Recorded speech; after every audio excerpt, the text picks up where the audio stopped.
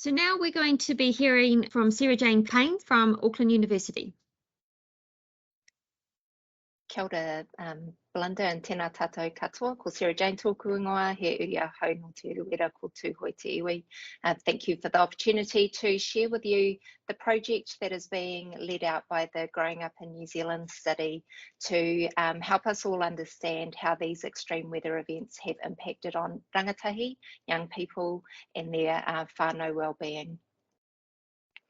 So the Growing Up in New Zealand study is funded by government, and it provides an opportunity for researchers, policymakers and advocates to understand the trajectories of health and wellbeing and development for children and young people here in Aotearoa.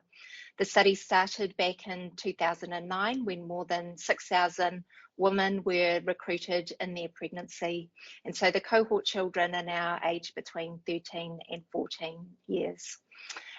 Many of our cohort members live in the areas that were most severely impacted by these extreme weather events, including Te Tai Tokerau, Te Tai Rāwhiti Gisborne, Te Mataua Maui, Hawke's Bay and Tamaki Makaurau, where the study is hosted. And so we felt it was really important to offer up the opportunity to support the response and recovery process through engaging with our cohort to understand how they experience these extreme weather events and to think about how these events may have changed the trajectories of wellbeing in quite dramatic and possibly persistent ways. The Growing Up in New Zealand study, we have a strong research and infrastructure available to support this particular project, and we'll be building on the relationships we already have in these areas and through the support that we have from MSD, who is our sponsor organisation. We've also learned over the last 2 years or more actually now, what it takes to deliver a survey project like this during challenging circumstances. So back in 2020, the Growing Up in New Zealand study conducted an interview with our cohort about the experiences of those first lockdowns in the first part of the COVID-19 pandemic.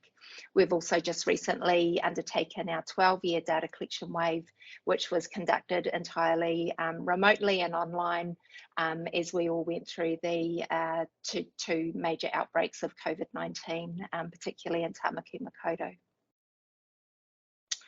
So what we have proposed is that the Growing Up in New Zealand study will undertake interviews, a survey of our cohort participants that live in those most severely impacted areas.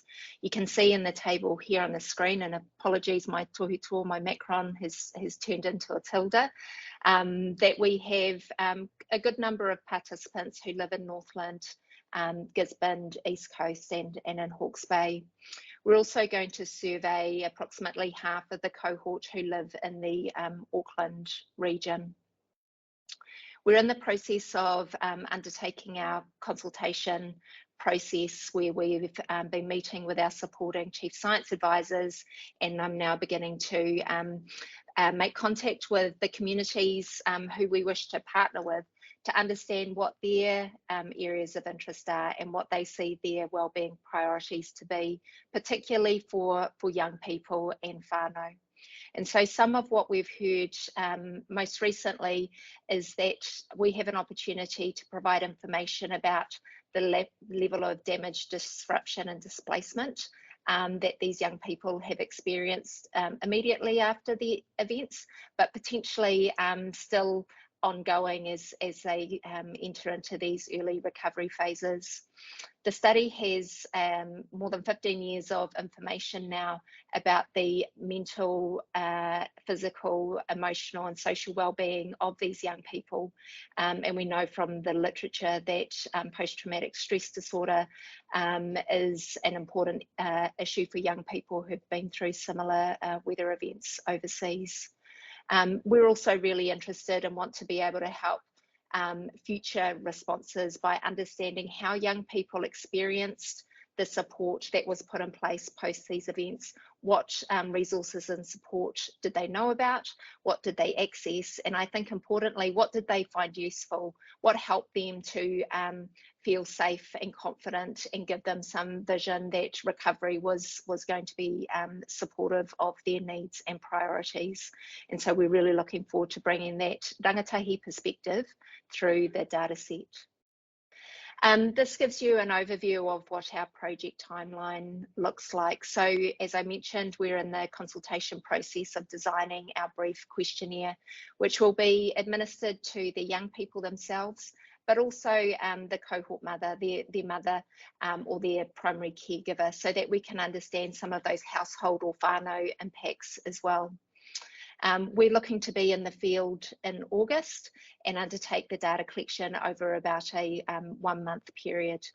We've got experience using a secure online link to complete questionnaires with our cohort participants, but we also have trained interviewers available in our team who will be able to go out into these communities and to support young people and their families through the interview if that is what they prefer.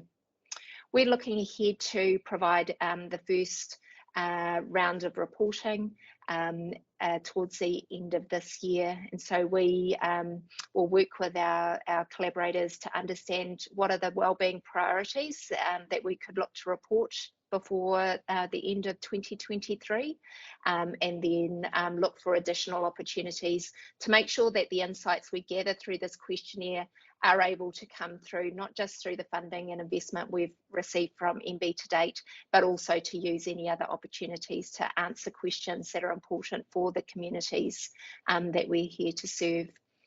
All of the data that we collect is available through our usual data access process. Kia ora.